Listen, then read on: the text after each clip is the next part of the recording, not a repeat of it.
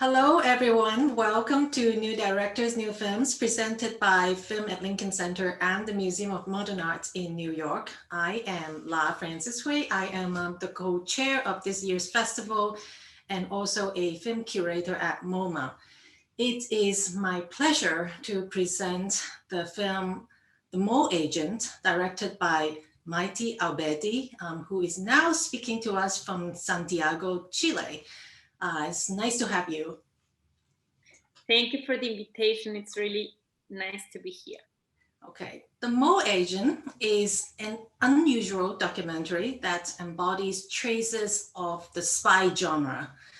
Filmed mostly inside a nursing home, it is possibly the sweetest, the most endearing spy film you have seen, featuring a charming and irresistible 83-year-old man as a spy who clearly rivals 007 in every which way you can imagine.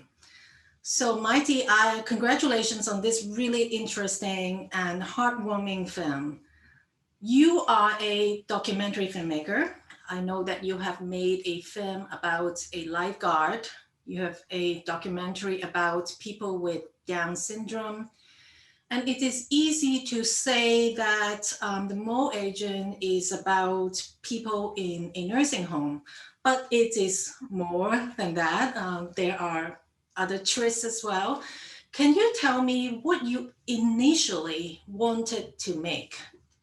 I was originally planning to make a completely different film. It was a film about a private detective, not completely different, but the focus was not in the old people. I wanted to make a film noir about a private detective, and I researched in all the private detective agencies in Chile until I met Romulo, that it's an ex-FBI, that he has his own company, and was the only private detective that allows me not only to give me the interview, as to work with him for a while. So I worked with him as his assistant.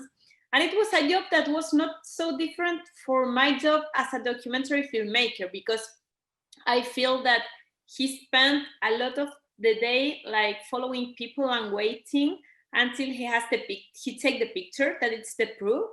And I spent almost all the time waiting with my camera also until I press recording. So because I make observational documentaries that I am not all the day shooting. Some days I never shoot, for example. So I feel super comfortable working with him, and I saw different cases of moles that he trained. And at the beginning, I thought he'd make a TV series of different documentary episodes, but it was super difficult to plan how to shoot it, like without kill the research of Romulo, because if I put a camera, like they're going to be conscious about the mole or the private detective. And when I researched a case with him and other mole about a retirement home, and it was like, okay, this is the kind of case that probably I can shoot, because I made previous films about old people, so it's not weird if I came for my way to that place and I asked to them to make a film, and my previous film about old people were super known here, so it was not so difficult. So that was the kind of cases that I say, okay, I want to do it. So when he has a new one, it was like, this one is the one that I'm going to shoot. But 3 weeks before to start shooting, the mole that he usually worked with, Oscar, that was 80 years old, he broke his hip. So that's why Romulo put an ad in the newspaper that it's the first scene of the film, and a lot of old people arrive looking for a job, and that is how Sergio appears.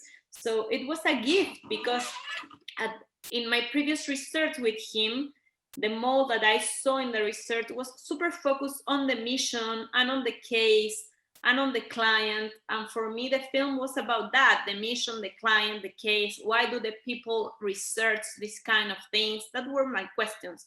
That of course they are on the film, but it's not the point of view or the topic at the end. It's like another level.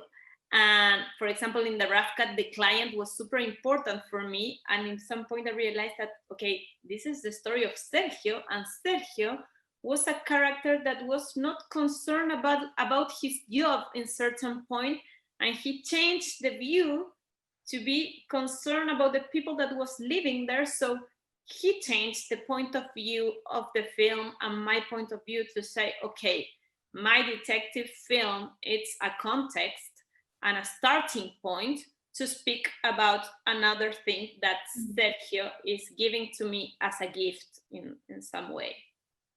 It is interesting. I wonder how many people apply for that job, and 50. I really cannot believe it. It was like the phone was calling all the time, and it was like how people at that age is buying the newspaper to find a job. Yeah, really incredible. and we know why Sergio is interested in the job. He explains it on camera. But what about these other old men? Yeah, I think that a lot of people were like looking for a job because they have very bad pensions here, so they need the money. A lot of people want to be active, I realized. And yeah, a lot of old people wanted to be part of society. I think that here we have a society that completely stopped listening to old people, and even if they are active, they are not part of the world or part of society or part of the work life. So I think that Sergio represent one goal, but that it's representing, he was in a specific situation. He said like, I have just lost my wife, so I need to put my mind in another thing. But in some way, all of them wanted to put their mind in something. And it is interesting, like Romulos' hiring decision kind of coincides with like a casting decision you have in mind. Like, did you influence who he was going to hire? Like who did you think might work on camera? Yes, I press and I beg a lot. Yeah, as I was working with him for a while, we have a good relationship, so I have a vote or I have an opinion that he considered in some way. But for him was another candidate, and when I saw Sergio, I completely get in love. And of course, that was a bad spy, and Romulo is not going to work again with him. But it's the perfect character for me. But it was not something that I knew. It was like when he arrived, like he was so spontaneous, he was so open, he was so connected, he was so clear that it was like his. But Romulo was like, he wanted another that was ex-police, so he preferred to hire the police. But I convinced him in the mind of Romulo because that police has a wife that went with him to the interview. So he starts thinking like, okay, if his wife is here, probably she's going to put pressure on him. And I say, yeah, she's going to put pressure. So Romulo, Sergio was like living alone, so he has more freedom. So that's the road that I take to convince him. But of course, that I beg a lot. Yeah. And what did Sergio do for a living when he was young? He was a salesman. Yeah. The another day he has an interview in a very famous newspaper here, and he spoke about all his jobs as a sales, and yeah, he works in different companies. Interesting. I wonder, like when you met, when Sergio was hired, like how did you explain yourself to him, and how did you gain his trust? He has a very protective daughter. I mean, you can tell that they have a loving relationship. It would be very natural for anyone to be suspicious. First, why would anyone hire an 80-year-old to be a spy? And then second is like they might be suspicious of your motives. In the retirement home? No, when you were explaining to him that you would be following him and filming him, like how did you explain yourself? To Sergio? Yes. Yeah, no, when they arrived to the job, we say to them that we are going to shoot the process, but we are not going, and we have to act that we don't know each other inside the retirement home. But the problem, it's like for the daughter and for him and for us with Romulo, it was super a concern that our camera put him in a risky situation, like, okay, he's the target. So when we shoot the training, I try all the time to really be a fly on the wall. Like, I cannot give instructions to Sergio and Romulo, because if I did it in that place, in the retirement home, Sergio unconsciously, not conscious, it's going to be waiting for my instruction. So I try to leave them, like, work alone and be there. And if I need something, I send a message to Romulo, or I ask Romulo out of the office, but I leave them. So Sergio was completely committed with Romulo, not with me. So he never, inside the retirement home, he never expect an instruction from me. He never expect, like, I was another one on the retirement home as the owner, like, so, but we worked that from the beginning in the office, and we shoot the training. Then I entered to the retirement home 2 weeks before or 3 weeks before Sergio arrives. So the people were already used to us when Sergio arrives. So we act that we don't know each other, and he was one of the characters that we were shooting, and we have different main characters. So it was not weird that we shoot him. And the owner of the retirement home explained to him that we were making a movie, that of course that he already knows. But she introduced us to the daughter that we already shooted. So we have to act this play in that moment and in that scene.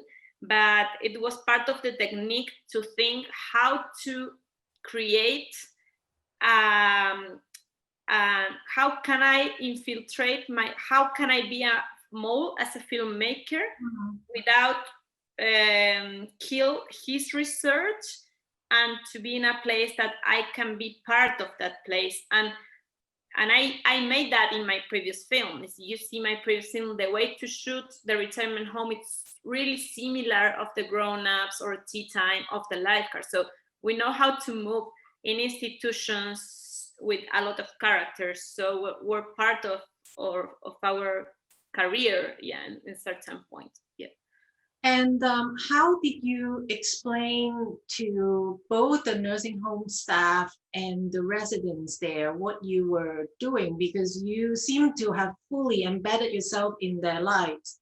Yeah, we went with the producer and we worked with our lawyers, and we say to them that we want to make a film about the old age and about people living there, and we wanted to shoot everything, the good things and the bad things. So we say to them that if something bad happened and we are shooting, we are going to show it. And it was about the life, the day-by-day life there. And they love my previous film, so they allows me, and they signed a release that was super open. It, of course, that it didn't say that it was a spy movie, but they say that we are going to shoot all the residents of the place and all the people that work there. And all the people that work there knew that we were making a documentary. They don't know that we put Sergio, that we know Sergio and he was a spy, but he knows that it was a documentary about the place and the resident signs, the people that work there, the owners. So, and we entered before, so everybody knows. And we say to the owner that in the period that we were shooting, that was 4 months, someone new arrives, we wanted to focus in the process of the new one. So when Sergio arrives, it was like, that can be interesting. So we focus on him. But that I didn't have, if something bad arrived in the Sergio's hidden camera, I was not allowed to put it, but that never happened. But legally, I can show everything, because everybody knows that I was shooting. my guilt was like, when I start shooting in that place, I enter with a big prejudge, thinking that something bad was happening in that place. So when I realized that the place was good, I feel guilty with that big little lie. It was like, okay, it was a good place and I lied to them. So I finished, and I think a lot went to say the truth to them. So I finished the film, and the first people that I showed the film was the people of the retirement home, and I say to them, okay, I lied you. Sergio was a spy, and they was like, why? We never suspect. And it was like, how do you never suspect? It was like, of course, that Romulo has, like, it was a PD FBI, like, it's completely unbelievable that you never suspect. And Sergio was all the time speaking with the telephone with the open call, like all that stuff that was super, every day was super risky for us, and we has a pain in the stomach because it was like, he's going to be discovered, this film is finished here. And they say, no, we never suspect nothing. And they love the film because they feel that the film represents really what they are living. So it was a big relief, like, okay, they like it. And at the end, yeah, we portrayed what that place is really living in some way. Yeah. You have borrowed the aesthetic of the spy genre to make this documentary. For example, like the mole and his boss would speak in the dark, like kind of secretly. And also, I like the shadows in Romulo's office. It's like from the window blind, so it adds like a layer of mystery. Can you talk about how you inserted these elements into the film? Yeah, as my starting goal, or my starting point, was to make a film noir, I really wanted to play with the reference of the detective fiction construction in the visual minds. So we study with the cinematographer, with this camera person, which were our, like, visual reference and the visual things that are like emblematic or super important in the visual construction or of film noir. And one, of course, was the kind of lenses that they work with, that we use the same, and the light, how do you use, yeah, the light in the office, the contrast, the dark and the shine place in really contrast, and how to build that. In the office were more easy because we have the elements, and it was more control because we can put lights, but in the retirement home we didn't put lights, so we only have control in the night when he was alone sending his report. So that was the link that we can make to the office and to the film noir. And the music, it's something that it's all the time with the reference of film noir inside the retirement home too. It was the only code that it's maintaining all the time, because yeah, the talent was, okay, we are going to make a film noir in a retirement home, like, how do you do it? So we only have the lenses and the work with the light in certain points. I don't know if the film is cut in a chronological order, but I see like a turning point in Sergio. It's like the party when he becomes the king of the nursing home. It seems like he has totally abandoned his job as a spy, and he's like embracing a new life, like making friends, enjoying himself. And I wonder, when was your turning point? Sort of like you figured out that, oh my God, this is not really a documentary about a detective or a spy, but it's something else. Yeah, my turning point was, there is a scene when one woman is like wanted to cry, and she said to her, like, please cry, like, please follow your emotions. And it was so clear about his emotion and her emotion. And I was super concerned in my notebook, like, okay, Romulo today asked him to research the bathroom. And it was like, the bathrooms are not important. Like, he's living another thing that it's more deep, that if the bathroom are clear or not, and if someone steals something. It was like, that scene for me was super, like, my heart was there also, and not in my notebook. Mm-hmm. So yeah, that was my that, of course, that the king was a change, but it was for me more like a parenthesis, or like a small space, but his commitment, I feel it in that moment. Making documentaries sometimes is all about just sitting there observing and waiting, and then figuring out where your turning points are, where this is all going to take you. Can you talk about how it is like in a place like a retirement home, when things happen very slowly, or maybe there's not too much drama?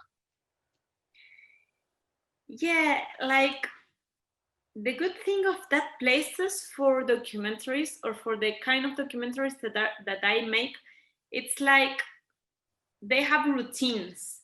So you can understand that routines, and you can predict what is going to happen, because you never know when it's going to happen, but you know what kind of things are happening. So, for example, I knew that Marta was the one that steals things.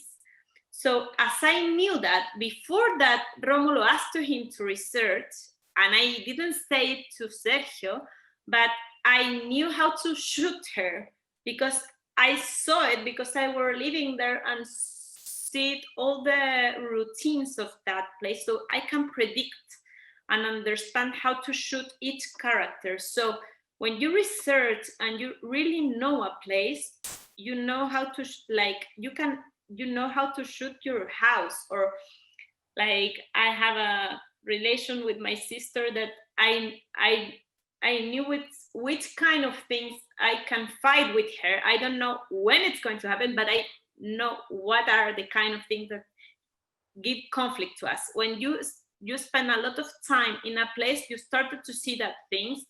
So you have to wait with patience. And for me, I fight for a budget that gives me the possibility for wait. It's like, I cannot shoot 30 days, because in my way of shoot, I will never have a film, even a short film. I cannot make a short film in 30 days, because for me, it's not about like the days shooting, because sometimes I pass 10 days and I never press rec. It's like, I'm only waiting and seeing until I have the material that I need. So yeah, it's an exercise of patience, and to program the chance. It's like you're waiting, and you create the conditions to have that chance in front of the camera. And a lot of people feels that it seems like fake, but it's not, because how you can shoot that? I can shoot that because I spent 4 months all days inside that place. It's like in the same corner. Like when you are sitting in the same place for 4 months, like you know the movements, so you know when to press rec, and you in that small worlds, like big things happens. Like the big things of small worlds, you only can see it when you sit there to see the change. Yeah.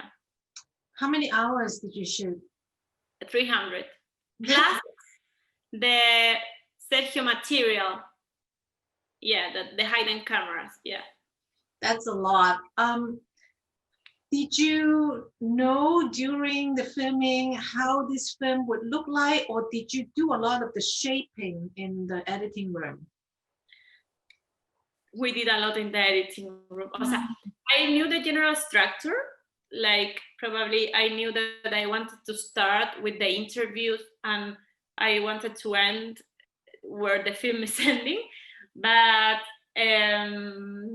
in the middle, yeah, it changed a lot because, for example, the client was a super important character for me, and I shoot her alone, and in the editing room we leave it.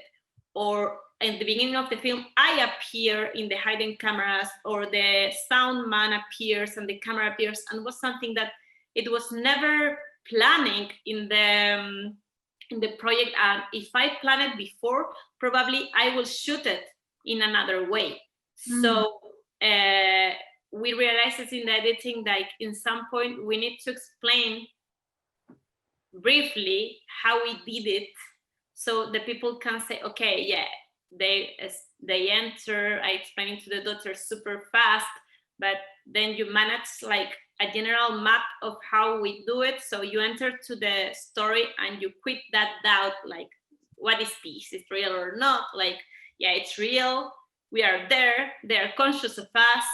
We enter, like, so you leave the story. That was something that was completely in the editing room, and the journey of Sergio was constructed also in the editing room. I have much more material about the case that I completely leave. Sergio is, he has a loving family, unlike the other residents, and he is relatively healthy. He's very independent. I don't imagine that it's easy for him to witness the effects of age, like the declining health and the loneliness. Were you worried about like how the experience would affect him emotionally? I was really worried about Sergio in general in that place. Like, he cannot get healed. Like, it was risky to him to, and I think that he started to be super afraid. Like, the day that he entered, it's not in the film because the first day we were acting that we don't know each other. So I can shoot him, but I cannot shoot him so much in comparison with the others. So the first day he entered, he told it in the interviews of the newspaper that the day that he entered, and the owner of the play told to him, like, you are going to be one of them. And when he saw them and he saw all these people with dementia, he said that he started to be crazy and he wanted to go back home because he doesn't want to be them, and he doesn't want to convert in that kind of old people that he has a big prejudge. And now they're best friends, the one with dementia, but they wanted to embrace his freedom and his active life. So was super afraid, and he wanted to quit the job, and he called Romulo to say, like, I want to leave. He called his daughter came, she combined him to don't quit. And for us, like, observing this without shooting, like, we have some of the dialogues that we can shoot some part of them, but it was like, okay, like, it completely depends of him if we quit or not. And the daughter combines him, and the daughter tell him, like, you are not them, you are here to make a job, and they don't know that. So you have to be conscious that you are here, and I am not going to leave you here. You are going to live with me after this if you don't want to live alone, but you are here working, and you have to take this opportunity, she said to them, because you have been looking for a job for a while, so use it. So he stayed, and it's super, and he said also it was super heavy how the people were, he has the more prejudge as he spent time with them, that probably in life he will never, like, out of this job, he will never sit with a woman with dementia, because he will, like, say, no, it's not of, I cannot have a dialogue with her. Now they are her best friends, and he really loves them, and they recognize him like Marta loves, like, it's his friend, really. So, like, when you spend time with people, like, people appears like in the deep identities. So I think that that it's a change that really leaves Sergio, and it is in the film. You know, these other ladies in the retirement home, some of them actually don't have the full capacity to understand what you are doing. So did you have to struggle what you should or should not film, or what you should or should not include in the film? Yeah, in some point, like, there are some people that didn't find the authorizations, and of course that we don't shoot it, but we, like, when people it's comfortable with the camera and when people it's not comfortable with the camera, even if they sign. So, like, with the people with dementia, we explain to them all the time what we were doing, and they really feel comfortable with us, and they see the camera and they play with the camera. So and some people never get comfortable, so you don't shoot them. In some, it's an implicit code that you really know when you can shoot and when you cannot, even if they sign a release. Yeah. I'm curious, why are there so many women compared to? I don't know. Last week I asked two doctors why, but they cannot give me like an explanation. I don't know if there in that place there are a lot of women as Berta, that she said that she's living there for 25 years old, that there was a lot of women of that, it was a small town near Santiago, that a lot of women that were living with their parents, and when their parents died when they were 60 years old, they went to this place to live, and they keep there like for 20 years, and they live independent in that place, and it was like a room.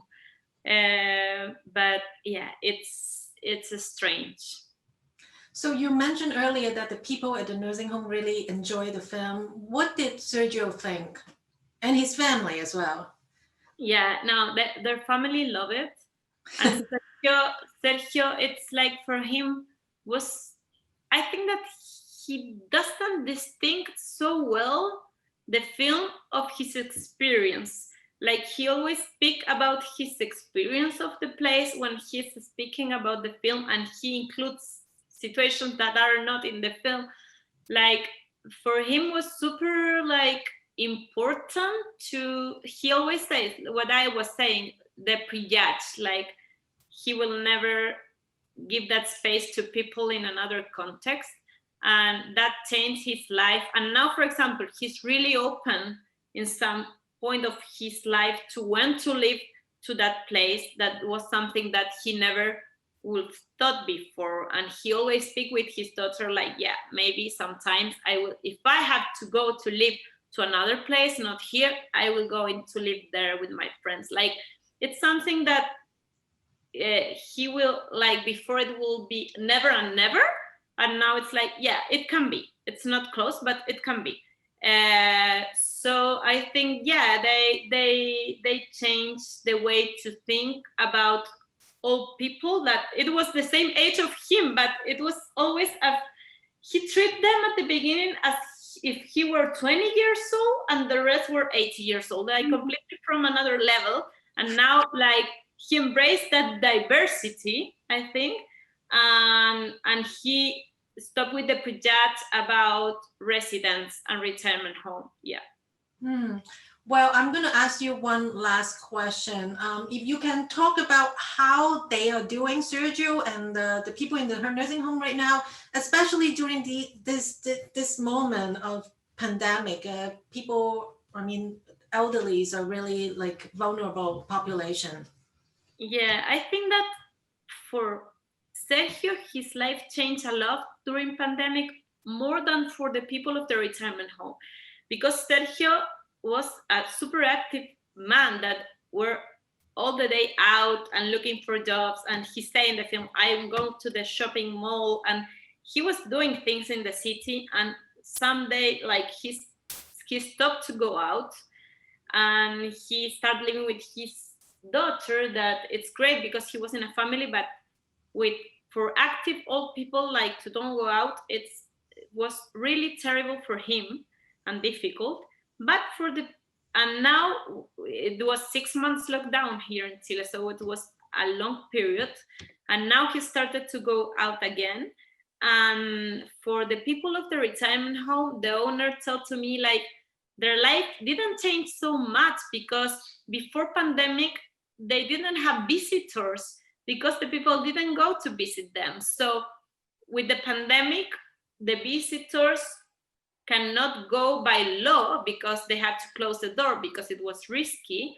But and at that point, the forbidden to go make more conscious to the people that were outside, that they were not visiting their parents or grandparents, that to the people that were inside. Like, I have to shoot a lot of funerals without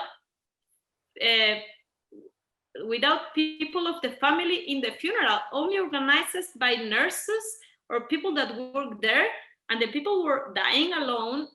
So, and during pandemic, of course, that funerals were closed. Like, you can go like with 3 people or 5 to the funeral by law, but that was already happened before pandemic. So I think that there was a pandemic in that places that exist before the COVID, that it's the pandemic of the loneliness that were like clearly there.